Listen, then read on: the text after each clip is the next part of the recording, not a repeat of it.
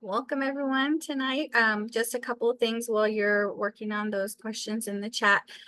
We wanted to send a friendly reminder, if you haven't already, take a moment to gather your supplies. We're going to do, I think, a fun little exercise this evening. So anything you have available, there wasn't anything that you needed to purchase for this. So just paper, pens, markers, whatever's around the house is fine. And then just quickly, so if any of you are new to the Zoom platform, we are hosting this on Zoom meetings. And so right now you're all muted. A little later in the presentation, we're going to give you control of your microphone so that you can ask any questions you have for Dr. Carlock. So that'll be a little bit later. But right now you can start and stop your own video. As Julie mentioned, we'd love to see your beautiful faces this evening. And then down at the bottom, you'll see a little chat icon. That's where you can ask questions. So if you have questions for me involving Zoom, I will be monitoring that.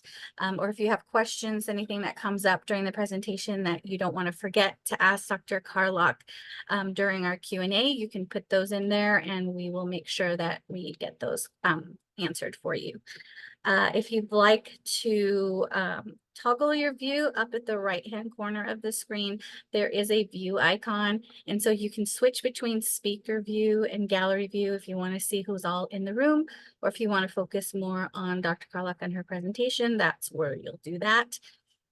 And I think that's pretty much it. We did want to remind you, oh, sorry, David. Just that people are having trouble finding the questions in the chat. It's been popping up. And I see them, but I don't know are they not in everybody else's? The general chat? It might have been because I think you put them in before people. Before we, okay, I'll cut out actually, and I'll say them too. But Jen, were you going to say something else? Oh, I was just gonna let folks know that we are taking a break for summer. So this is our last session before summer.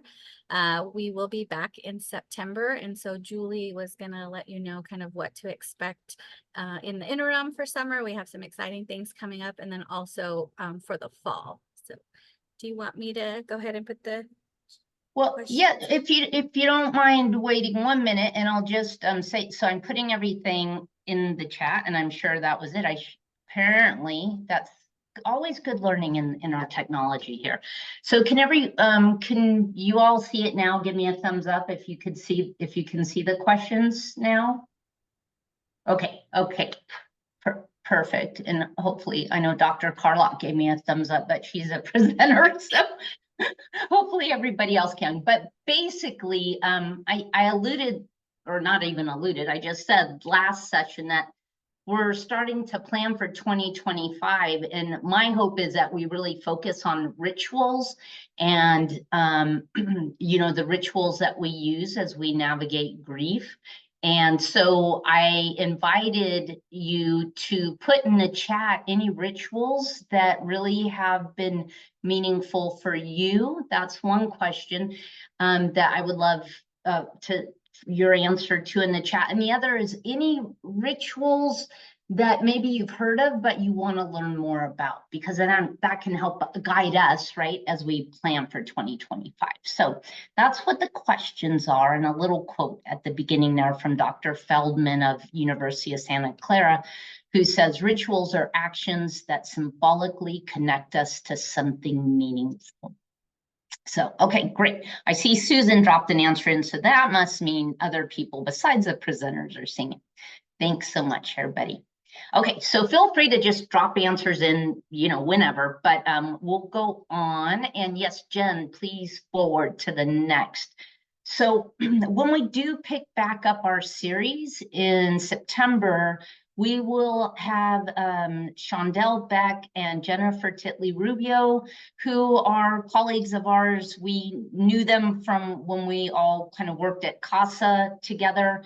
And they are going to be doing a presentation on bereavement support specific to loss by suicide. And so that will be coming up in September. And Jen, registration's already open, right? Which is why we have the slide here. So I'm sure we'll send a reminder out probably late July or something like that. I don't know. But you'll get reminders. So that's coming up. And then this summer, we're really excited to have some in-person opportunities. We'll be doing with Santa Teresa Tile Works Memorial Mosaic Workshop. It's a fundraiser for us. It's kind of a win-win because they don't have a lot of foot traffic in the summer. So if you're not familiar with Santa Teresa Tile Works, I bet you are, you just don't know it's them, because they have a lot of mosaics around town and very distinctive style, as you see there in the top graphic, very beautiful. And so it'll be an opportunity to come together with, you could come by yourself, you could come with a partner, you could come with up to 5 people. And so just to create a memorial mosaic for a loved one. So we hope to see you. We have 2 dates there, July 11th, which is in the evening. It includes dinner, and then a Saturday session on August 17th that'll include lunch towards the end of the session. And the registration is live, so please join us for that. And then later in September, yes, they're both in September, our board member, Tony, and his wife Gloria, if you went to our conference where it was actually on Dia de los Muertos, and they created a big ofrenda there at La Paloma. They are going to do workshops on creating mini ofrendas and then sugar skulls for Dia de los Muertos. And so those will be, there are 2 separate things. One will be the ofrenda workshop, one will be the sugar skull workshop. And registration is not yet open, but keep your eye out because it will be coming up pretty soon. And with that, I believe it's time to turn it over to Mr. David White. David? Thanks so much, Julie. Howdy, everybody. It's great to see familiar faces and some new folks as well. We wanted to begin by thanking you all. These folks that are on your screen made donations specifically for tonight's session. And so we're so grateful to all of you for those contributions, but also we want to thank you for all the ways that you support this work. It's we're going to have a survey a little bit later on tonight, and it's so important to us to get your feedback.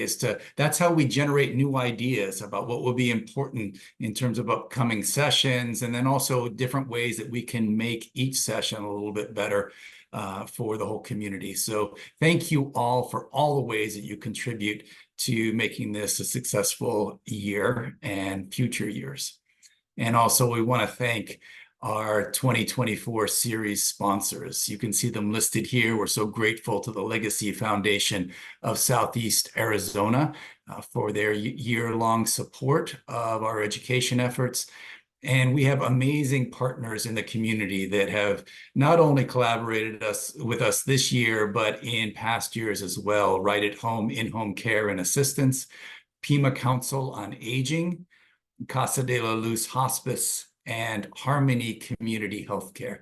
We are so grateful for their ongoing partnerships with us. And now I have the privilege of introducing Dr. Margaret Carlock. She's a clinical faculty member at Prescott College, coordinating the Expressive Arts Therapy Postmaster's Certificate Program. She's a registered board certified art therapist and certified art therapy supervisor. She's going to explain those roles in her presentation for those of us who are unfamiliar with this field. Dr. Carlock has years of experience leading creative arts groups, addressing many life topics. We are grateful that she's joined us tonight and is willing to share her knowledge and lead this discussion. Dr. Carlock, we'll turn things over to you now. Thanks so much, David. Hello, everyone. I'm really pleased to be here with you tonight, and I hope that we'll be able to share together some of the amazing ways that creative expression can be helpful in various times of our lives. So I want to go ahead and advance I guess, thank you, Jennifer. So this presentation is going to be about creative arts, not only visual arts, but I'm focusing mostly on visual arts as I'm an art therapist, and that's our main modality, but I will mention some others. And we're going to talk about how engaging in creative endeavors can potentially help as a resource to support you during a grieving process, or I have a case presentation involved here too, where you can see how it can be helpful to the individual who is in hospice or who is at the end of their lives and struggling or just trying to come to terms with that. So we'll talk about both of those things. I'm gonna go ahead and ask to advance to the first slide, please. So our objectives today are really just become familiar with what art therapy is and what it is not.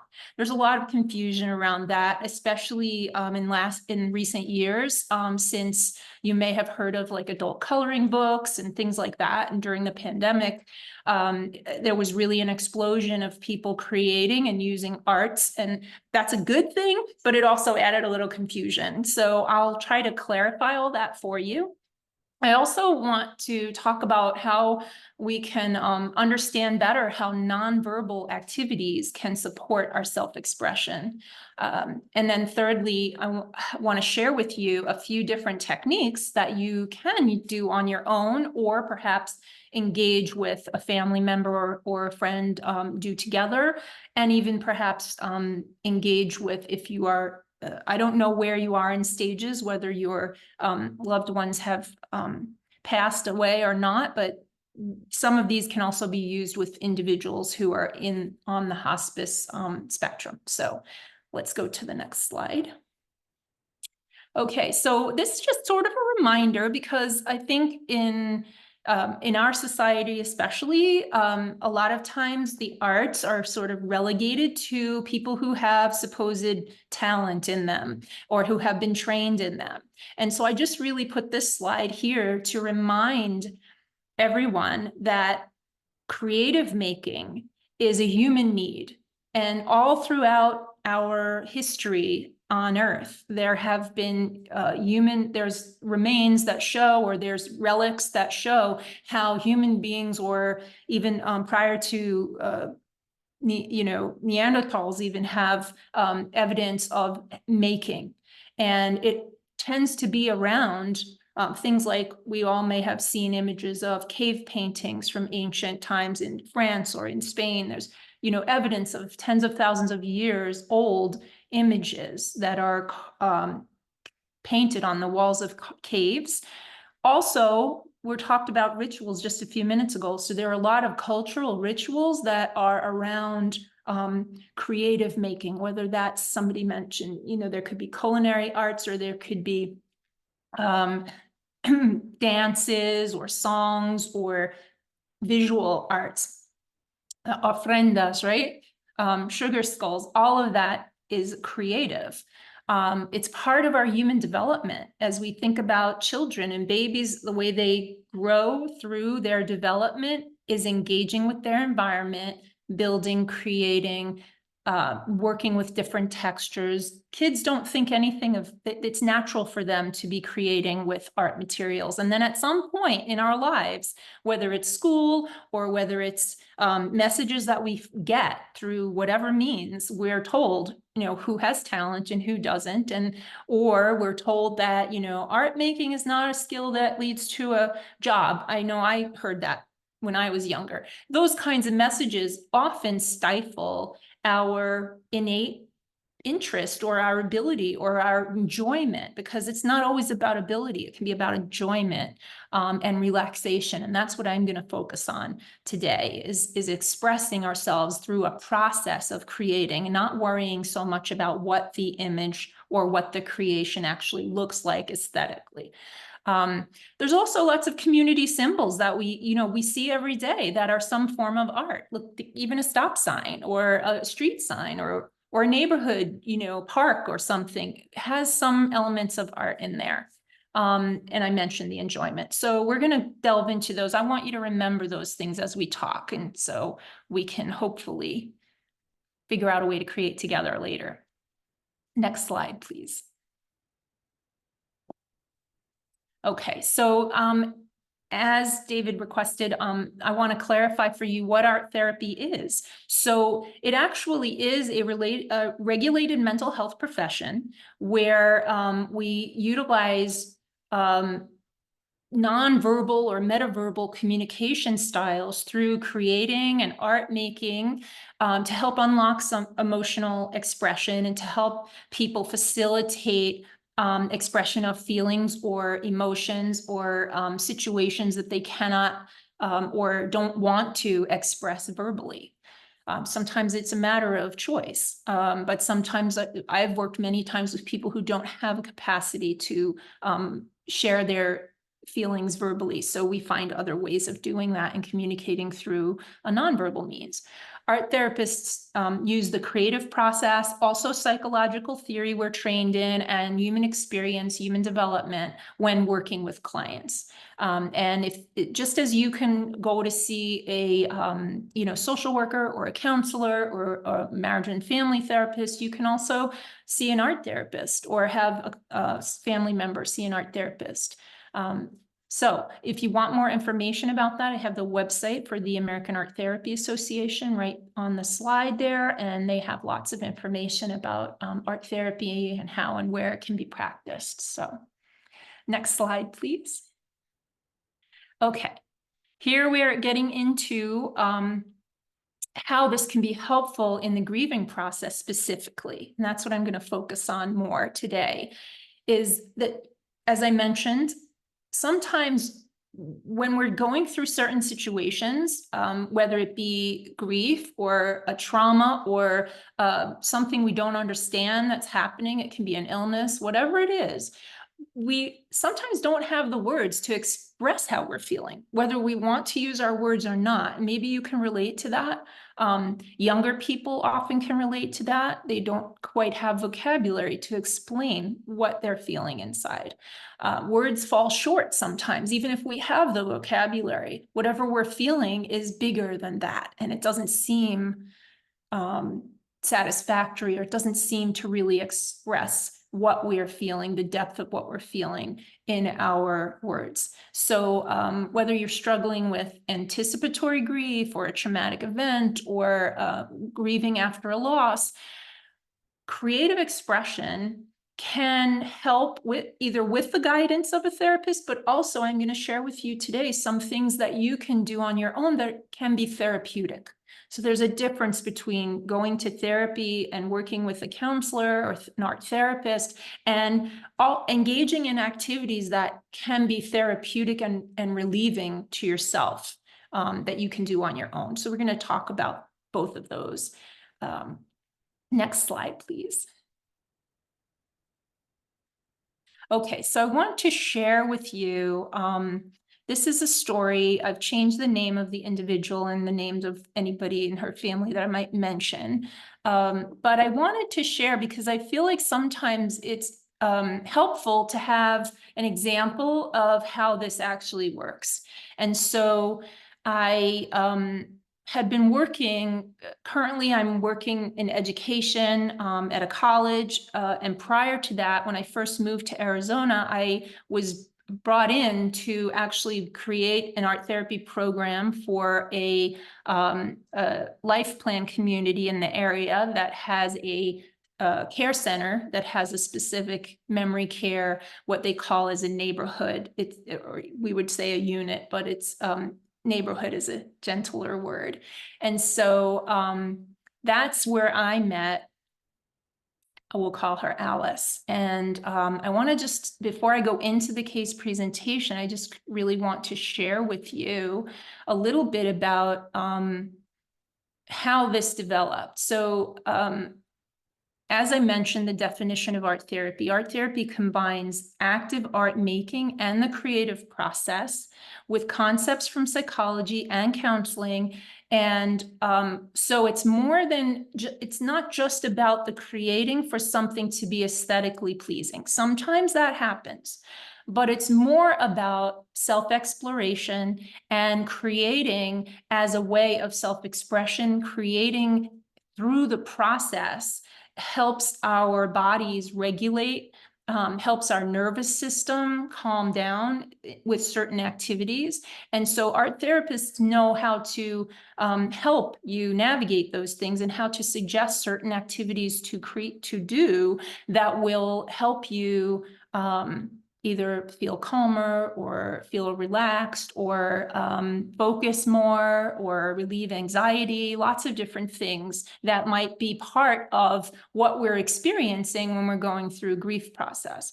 They can also be ways of, which I'll talk about a little bit later, but ways of memorializing a loved one, ways of processing a loss and like really kind of coming to terms with that loss through art making.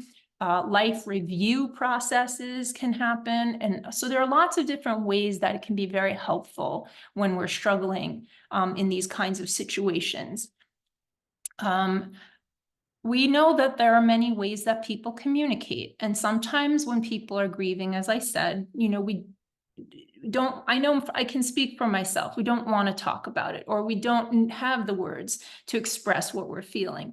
And so again, this was Aunt Alice's story, but basically she was the person who was aging and she was the person whose health was failing, and she was using art therapy. And then her family also became involved in it. And that's why I want to share this story with you, because it goes from showing you how the individual can benefit who is going through the process themselves, but also then how it can possibly help a family or help an individual person who is losing someone that they love. So let's move let's stay on this slide first. Okay, we can go back 1 second. I'm ahead of myself here. Okay, I want to set it up on this slide. So this image that I've been showing you is one of the first images that I've created or had helped Alice to create after we'd been working together for a period of time. So I worked with Alice for probably about 3.5 years. But it was about 2.5 years that she was actively going through this process of decline and ultimately dying. And so when I met Alice, she had just moved into the memory care neighborhood in the community where she had been living with her husband for almost a decade. So she had a very established life in the community, independently living with her husband. And then she was diagnosed with dementia. That this had been a slow, decline, and her husband got to the point where he really wasn't able to help her on his own. So although he's very dedicated to his wife, he continued to live in their home, and then she had moved into the memory care neighborhood. He was visiting her multiple times a day. He was very involved in every aspect of whatever was going on with her, from her health to her recreation, spending time with her, etc. And but she, during the transition, and even because of perhaps the decline in cognitive level, but also the change, and she was very aware that she wasn't living with her husband anymore. So she had declined, she had stopped engaging in most of the activities that she liked in her life, especially any kind of art making or crafts. And for this person, it doesn't have to be that you have a background in art to engage in art therapy, but Alice happened to enjoy crafts and enjoy painting. And she had a pride about the particular things that she had created in her life. So she just stopped doing that. She did come to some recreational activities only if her husband would bring her. And so Allison's husband, I'll call him Bob, requested that I go visit with her and see if maybe art therapy would be a good fit. Alice was receptive. She was very social still, and she liked having people to talk to. So we quickly were able to develop a positive regard. She was willing to engage in art making with me. So if I was also working, she would do that. And we engaged in weekly individual sessions, like I said, for almost a year before things changed and her decline started becoming more prominent. And although she really needed some emotional support at times, she did engage readily and she seemed to enjoy a variety of different media. I think it's important to have this background when you see what happens as we move forward. So after working with Alice in this way, like I said, for about a year, her health began to fail, and it was really clear that her cognitive abilities were markedly declining also. I want to share it with you. The next slide is going to start a long-term project that kind of got its spark from this image. And as I said, this was one of the images that I had Alice create. I did not. The only thing I did was provide the dark black border of the circle. And then I had asked Alice to create an image inside the circle. And so she chose the colors, she made the shapes, she did the whole entire image.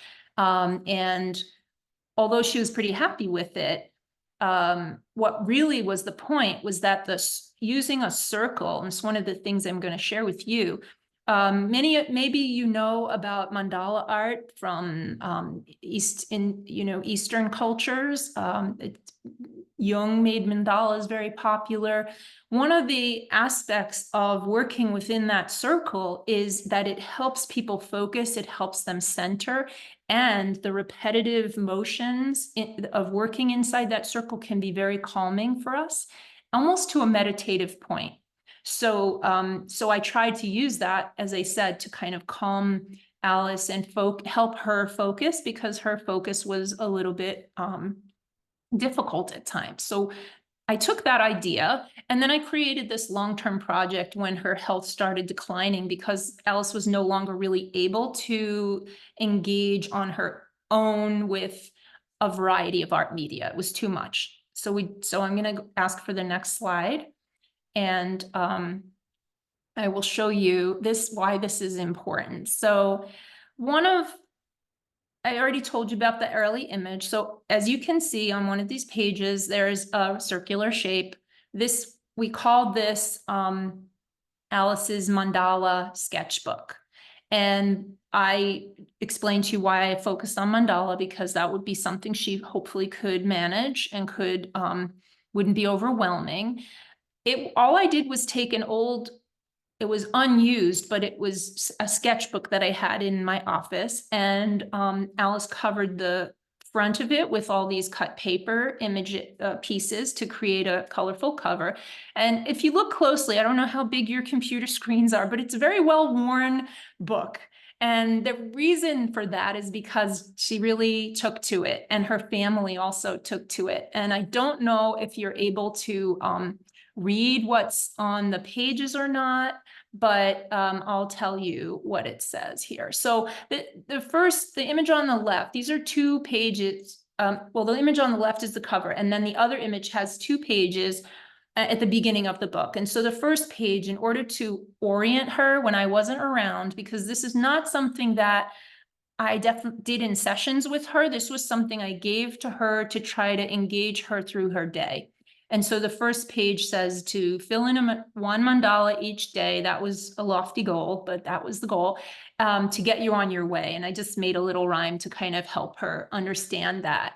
And if you look under that, you can see that Alice, through her experience with this book, she colored 114 mandala shapes. And that was we started in December of 2016, and she passed away in June of 2019. So it took her that long. And this is her husband's writing, because it was also very important for him, this book. So he said the average was almost 1 per week. So even though we tried 1 per day, it didn't matter. That wasn't the point. The point was just to give her a cue to work, to put something in the book. So we can just go to the next slide, and I'll share with you what's going on here in the book. So Alice chose the materials. She really liked colored pencils. She, in the one on the left, had made the design herself. It was a blank circle In the beginning, we started with blank circles, and this was done in December of 16. So this was like kind of in the beginning of when we started, and you can see the pattern. My goal was never, and I got, her family understood this too. It didn't matter what it looked like. It was just that she was engaging and she was social when she was doing that. And she felt a purpose in her life still. And she also was able to, when I was there or someone else was there, when she was working, she was able to share stories about her life. And so during this process, a parallel process of what we call life review was happening for her, even though it came out in little bits and pieces, and some over time you could kind of piece things together, but it might not have made sense to me who didn't know her whole life, but it would make sense to her husband because he could recall what was coming up for her. But the point was not for me to understand. The point was for Alice to really acknowledge the important parts of her life, acknowledge what was happening to her. She did, in the beginning, recognize that she was having trouble remembering things and all that. So we utilize this as a portal or an avenue into helping her through her own process. And so that's from 2016. And the next one on the right there, it's much more complicated pattern because Alice didn't create the pattern, her husband did. And it wound up that she started having these, he would write collaborative effort. And then he and Alice would create together, and he would kind of prompt her and guide her and help her and all these things. And so she would give it a title. She called this one the Many-Colored Circle.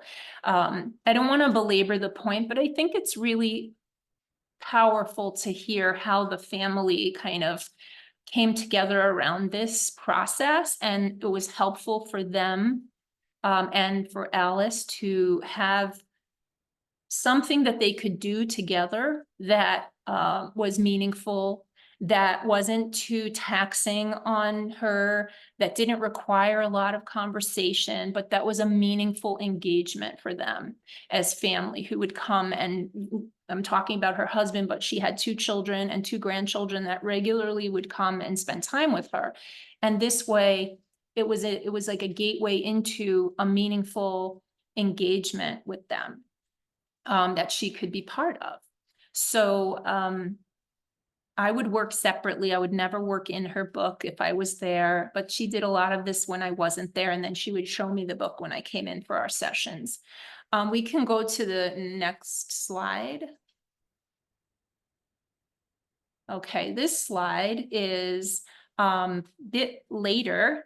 This is actually after. I don't know if you can read the date, but this is after Anne passed away. She passed away in June of 19, and this is dated February 14th, 2020, because Alice's husband utilized this book in his own grieving process, and he continued. There were some blank what happened over time was that when he didn't want to draw the circles anymore, he would copy those adult coloring books and copy patterns and cut them, Xerox them and cut them out and paste them in the book. While she was alive, he was trying to do these things with her, but eventually Anne really didn't engage that much. So Bob would engage, and he went back into the book after she passed and would start coloring the ones that weren't done yet, the patterns. And again, doesn't matter that it's a pre-drawn pattern. What it was a way for him to connect with her memory, to keep her closer to him, to process his own feelings around the holidays, the significant events in their lives, things like that. So, as you can see, I think, hopefully, this one on the left is Happy Valentine's Day. I covered the name. He wrote it to her with love from him, completed February 14th, 2020. So it was very powerful for him to have that. And then the next page, these didn't really go in order because he was backfilling all the empty ones that she would skip over. But this page was significant. I wanted to share. because he made a mandala index, and he like didn't index her work, but this is how he processed. And it doesn't have to make sense to anyone else, but it was really meaningful for him to note. He has one that says Happy Thanksgiving from November of 2019. So all of these are after Alice had passed away. Then it was her birthday, December, he did one for that. Then it was their 68th wedding anniversary, and he created one for that. Merry Christmas, he did all major holidays. He's got Happy New Year 2020. Then I mentioned the Valentine's one. He's got a St. Patrick's Day. And then what I thought was very touching, below, I had to cover up the names for privacy, but below he had when just after Alice passed away, which was like mid-June, so the end of June, July of 19, he brought the book around to various neighbors, friends, family members, and I was honored to have been requested to create a mandala in the book. So all of these numbers that you see on the right are the pages of mandalas that were created by loved ones of Anne, of her husband. And so there are those pages that he gave people an opportunity to also grieve, to also have a memorial, to also process Alice's death through creating a mandala in this book. And I wish I could show you all the pages, but it would take a long time to do that. So I picked out a few, and I just really wanted to bring those points home because this is a simple thing. Maybe it's not for everyone, but the point is there can be something like this that is really helpful when people are grieving, whether it's this kind of a book or it's quotes, or it's some of the other ideas that I'm going to share with you in a few minutes. Maybe it's recreating favorite dishes. It can be anything, but the idea is to utilize action and activity to help also process in a nonverbal way so that things can be released, things can move forward for you, and that you have a way to, I would consider this a ritual that became Bob's ritual to create a mandala on every holiday. I imagine I'd be surprised if he wasn't still doing this. I don't really know because I'm not working with them anymore, but it was something that was very embedded in his practice. So we'll go on from here.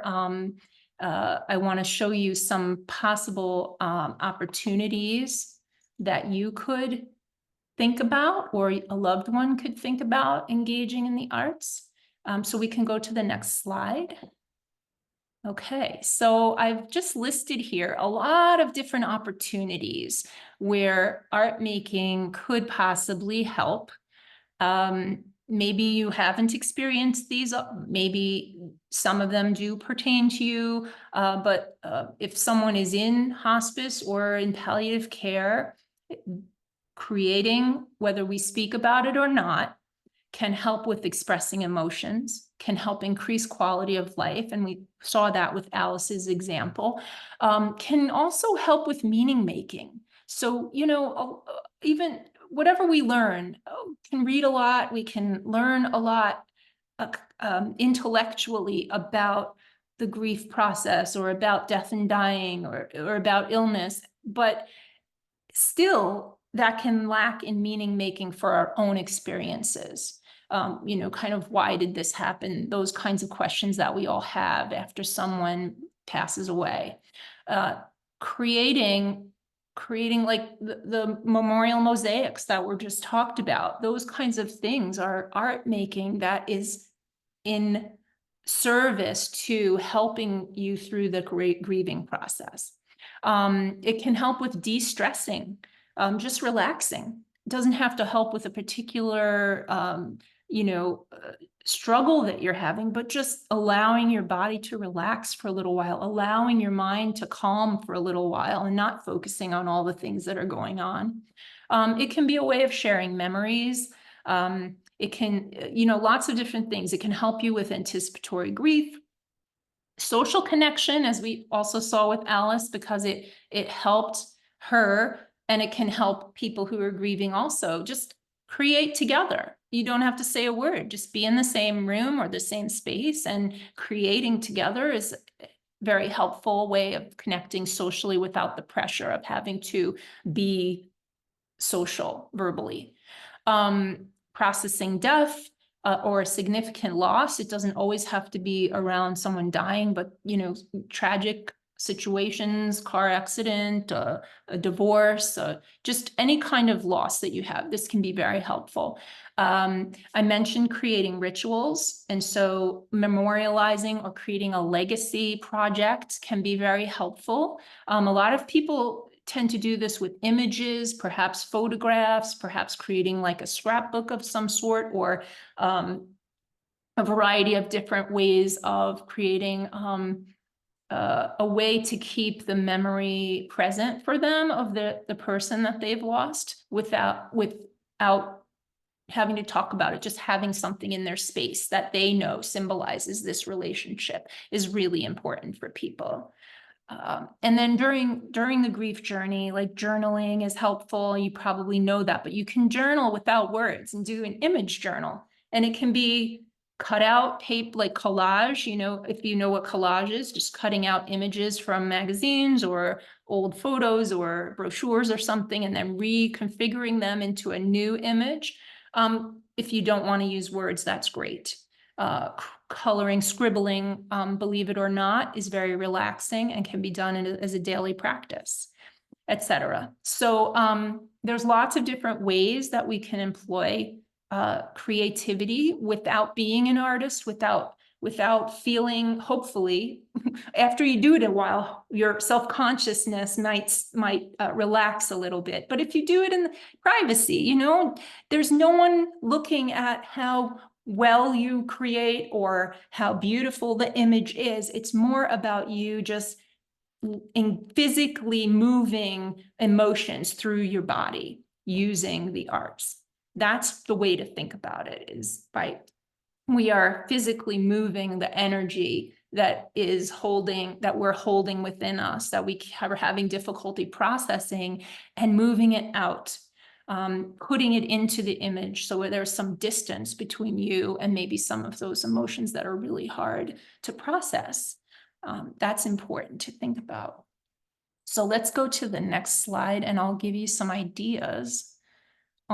Just a few, maybe some appeal to you, maybe some don't, but maybe you think of your own. But I'm going to talk to you about a few of these ideas, and then I want us to try one that's not on these slides together. So if you've had your paper there and all that, we can get to that in a minute. So I mentioned collage just a second ago. And so whether you create it in a journal or you just create collage, the idea of getting your mind off of your preoccupations or off of the constant weight of processing grief can really be helpful to you in regulating your body and relaxing, etc. And collage can be a lot of fun. It takes away the worry about having to draw anything. So you just take some images that you like and, you know, cut them out and reconfigure them on a page, and it can be really a lot of fun. I don't know if anybody's ever heard of something called soul collage. I happen to be trained as a soul collage practitioner, and so I'm not going to get into the whole thing now, but soul collage is a practice. It's not part of art therapy, but it's very aligned with that thought. And basically you create 5x7 cards, let's say, and the way you add your images to the card, then there can be a different prompt about that, or you can just do what you feel. And then you also have a writing piece to it. So you reflect on what is on the card, and that's a soul collage process. But if you've ever heard of that, that can be a really helpful process as well in understanding and letting things out in a nonverbal way, and or writing. So collage is a great thing. And it's also something that crosses generations. So if you have, you know, young children involved, or you have, you know, lots of different people can actually collage together. You can move it into that ritual piece and, you know, make a collage that's meaningful personally, or just do it for fun. A lot of people collage vision boards. If you've heard of vision boards, people do that at the beginning of the year or some change in their life and create, a vision of what they want to see happen. It's the same kind of process. Another thing that I think is a really easy and helpful thing to do is to create affirmation cards. I call them affirmation cards, but they can be anything. It can be a memory card. It can be a quote card. It can be affirmations. Basically, what I've done is take an old deck of cards. Maybe you have them lying around. We don't want to take any ones that you still use, but if there's cards that you don't use anymore, or you want to go to the dollar store and get some, the side that is already printed, like the back of the card might have a design on it. You leave that alone, and on the face of the card, where there's the numbers or the face card, you cover that with either it can be one piece of paper that you cut to cover that has a quote that you like, or it has an affirmation, a reminder for yourself, such as I have some right here actually next to me. So I wasn't anticipating using them, but I can show you a couple if I can grab them out. But anyway, they can say something as simple as breathe, or I think I can't find them right now. But anyway, it can have a quote that you start your day with. It can have a word like breathe. It can have a message that, you are enough. Whatever it is that will be helpful to you. You can create as many as you like, just that you don't have to create 52. If you want to, you can have a whole deck, but you can create a few.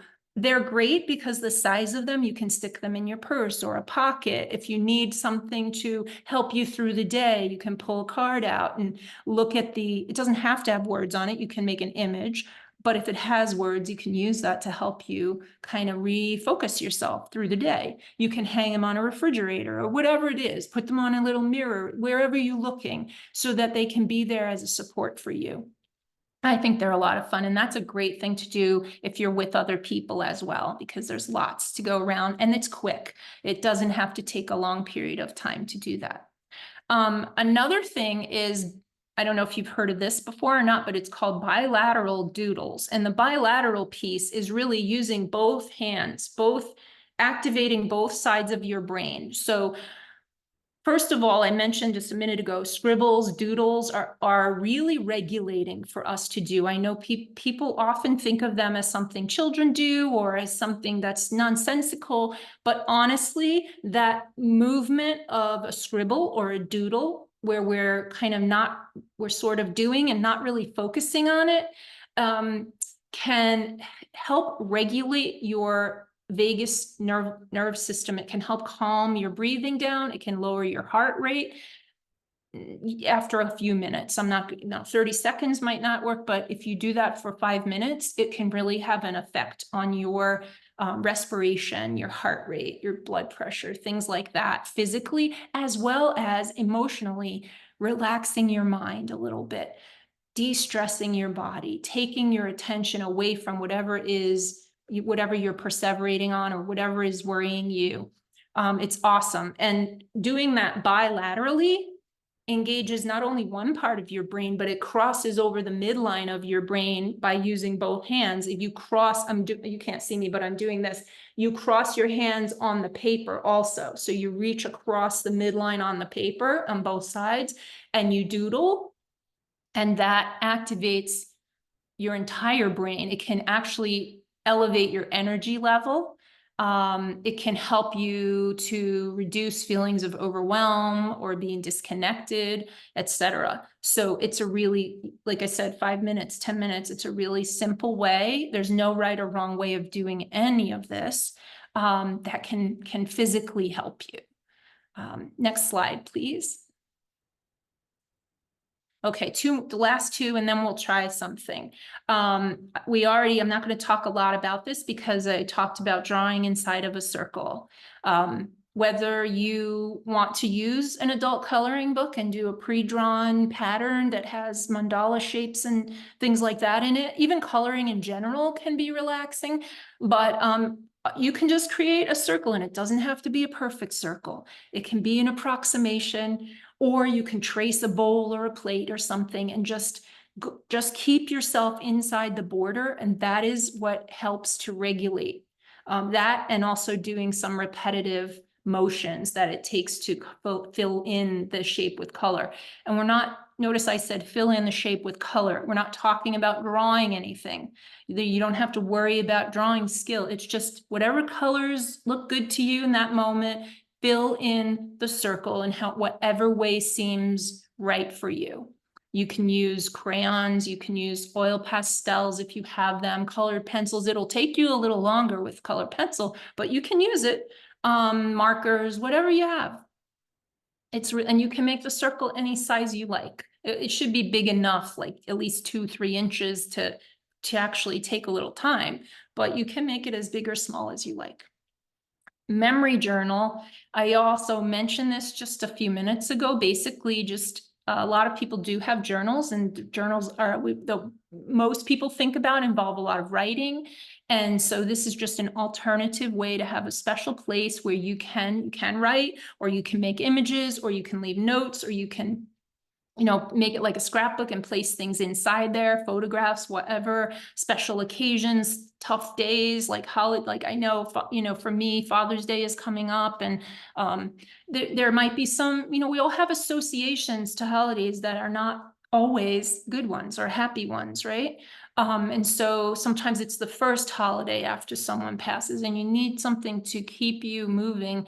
This is a great way to do that. You can do it in private, close it in a book, and leave it for you. If you want to share it, you can, but another thing to do in this way, just I'll say briefly, is called an altered book. So it's a journal, but you basically recycling a book that's printed. So I'm not endorsing defacing all kinds of books. I'm going to make that clear. I always go to the library and I, look at their free books that they're getting rid of, or books that maybe are, 25 cents they've taken off the shelf, or whatever, it has tears in it, whatever it might be, and giving it a new life.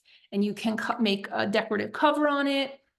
One thing I wanted to mention was, which we do a lot in the altered books, is called blackout poetry. So you actually take a marker, or paint if you want, but a marker is easier, and cover over the words on the page, leaving uncovered specific words that you like or that resonate for you. And then by the time you get to the end of the page, you have a sort of poem out of the words that you didn't cover.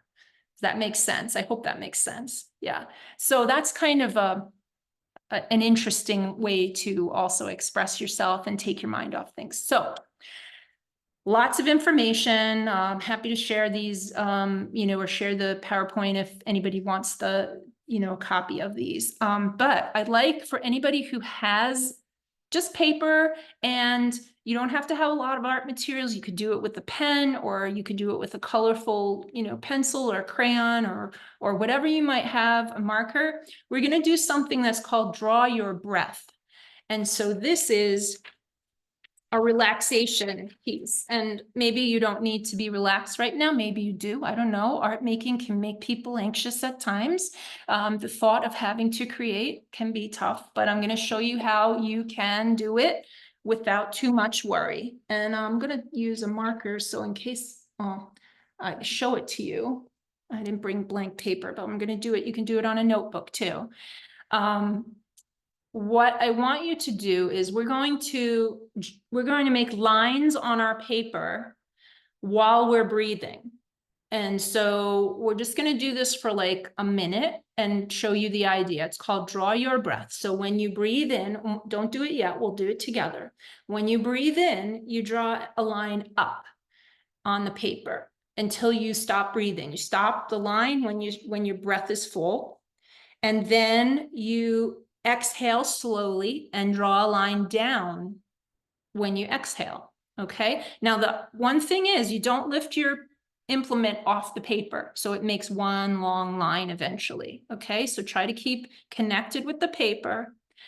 We're going to just breathe regularly in the beginning, and then I'm going to count a breath to see if we can expand that a little bit. Okay. So when you're ready, indulge me here for just a moment. This is kind of fun. Let's just take a cleansing breath before we start. place your implement, your drawing implement, on the left side of your paper. We're going to start and go left to right toward the bottom of your paper, and just listen to your breath. And I'm going to kind of coax you through it. So put your implement down and breathe in, drawing up. And when you're ready, just exhale slowly, try to keep it slow, and draw down. When your exhale is full, breathe in again and go up.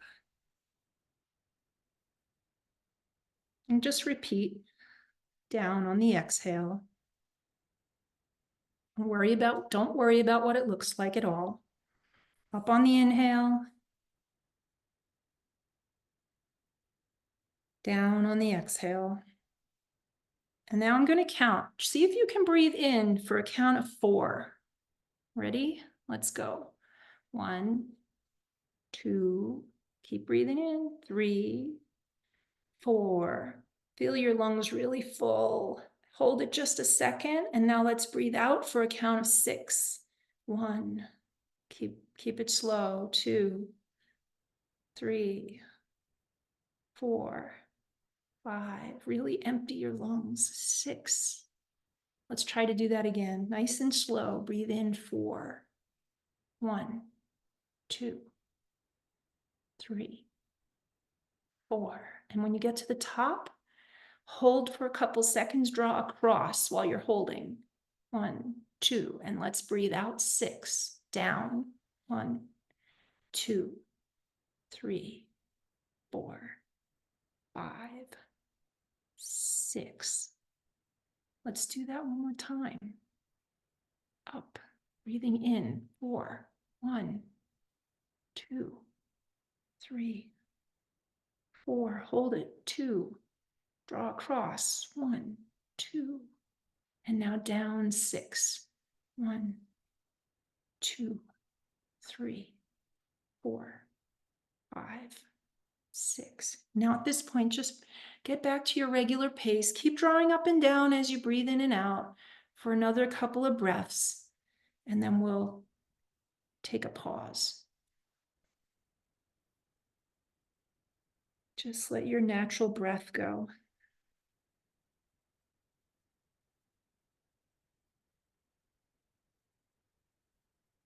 When you're ready, you can go ahead and stop.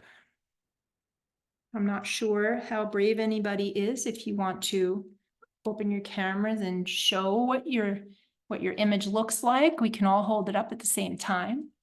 I'll show you what mine is. Now, I did forget to bring blank paper, so I'm just drawing in my notebook, but that's what mine looks like. What do you have? Sometimes the pencils are, oh yeah, oh, excellent, excellent, excellent. Awesome, awesome, very good. Yeah, there's no right or wrong. I'm just offering to share those so we can see that each other, we all participated in something together just now. We participated in this breathing exercise that is super simple. You can do on your own wherever you are pretty much. You can do it on a napkin if you have to. But what it does is it slows your respiration. First of all, you might know some of these things already, but when we breathe out, when we exhale for a longer period of time than we inhale, so I had you inhaling 4, exhaling for 6, that in itself helps our body slow down. And then just counting off 4 up and down takes your mind off of everything else. Correct me if I'm wrong. If you're focusing on this, you're not really thinking about anything else at that moment. And it's regulating your breathing. So maybe it doesn't pertain to you, but if you know someone who is hyperventilating, or someone who is anxious and they're breathing shallow, or they're just racing and they can't really slow down, have them do this for 2 or 3 minutes. Maybe it might take a couple minutes more, but 2 or 3 minutes should be enough to help them re-regulate themselves. And so here it is. You're actually drawing something. You're actually using a graphic expression. May not be called art necessarily, but that's okay. I call it art because anytime we put mark to a paper or a surface, to me, that's art making. whether it's, the ground or a rock or a tree or the sand or a paper or a canvas or whatever, clay. It's mark making is one way that we express ourselves. And so this is one way you can do that and really help yourself too. So I hope that was something new for you. I hope that you enjoy that. I want to go back to the slides for just a moment because I think I had a couple more slides there, probably just finishing up. There's a quote that I wanted to share with you. So let's get to slide 13 because I think we looked at this already. Right. Oh, here you are. I'm looking at the wrong thing. Sorry. Okay. That's what I get for having my screen open. This is just from a book that I have. I wish I had the title, the author, and it's a compilation of different quotes. And I wanted to share this one with you because this is one that I use a lot to just remind myself, the quieter you become, the more you're able to hear. And I take that, maybe it can be verbally hearing, but also hearing internally. The quieter we become, the more we can hear. And I keep it close to me because I feel like this is what happens in art therapy sessions. And this is where the art therapist can hold space and where people can feel like they can create safely and they can trust that this moment will be held for them, will be witnessed for them. And I get very quiet in those moments. And really, that's what I do. I witness someone's journey. I help them by supporting them. I don't give them answers. Like, no therapist really should be giving you specific answers. We help you on your journey and we give you that support. And so an art therapist can maybe go deeper in some of these things if you wanted to engage with one. But what I've shared with you tonight, you can do on your own. Any of these things can be done on your own. One of the objectives I had was to kind of tell you what art therapy is and what it's not. And so that's one way that you can kind of discern. You do some of these things on your own, but if it's you're not feeling better, if it's not really helping you relax or resolve things, or your anxiety or whatever is going on for you, your grief is just too much for you to handle on your own, that's when you need to seek a professional, whether that's an art therapist or another type of therapist. But that's when it's no longer helpful really to do things only on your own. But for many of us, at different times, we can engage in things that are therapeutic for us. And this is just one way of hopefully something new for you or new ideas that can help you on your journey. Yeah, so that's all I have. I do have a reference slide. If anybody's interested in, next slide is some of the references that I used. Oh, great. Here's the meditative moments from Catherine Anderson. That's the book that quote came from. And then there's some articles that might be helpful to you, or you might just, want to learn more about. So feel free to take a screenshot of that if you want. And then the last is some resources, some websites that might be helpful for you. Of course, I already told you about arttherapy.org, which is the largest art therapy association in the world, but certainly in the US. And the Chromosol Arts is my website. If you wanted to get in touch with me or you wanted to see some of the other things that I have posted there. I have Prescott College up there for the expressive arts therapy program, if anybody's curious. And then I have a few sites that provide some information about art therapy and grief processing, or have a couple of different activities on there other than the ones I presented to you that you might be interested in checking out. So that's the Sage House Therapy. Jackie Schuld, I have to tell you, is at Prescott College Expressive Arts Therapy graduate. So, but she has a beautiful site up there, and she's published a few books on grief and loss. Mostly, well, we'd think they're for children because they're illustrated, but they're really for anyone moving through the grief process. They're beautiful. And then there's the Art of Grieving, a film that is not specifically art therapy, but I thought it was a really powerful film on one man's journey through the grief process after losing his brother, using art. So he was an artist using art. And so it's just an interesting insight into how art making can really help you through the process. And yeah, last slide is my contact info. If, you know, again, my email, if you care to connect. So I thank you all. I do see Audra's comment about you attended Prescott postgrad and took an art therapy workshop. Awesome. Thank you for being here.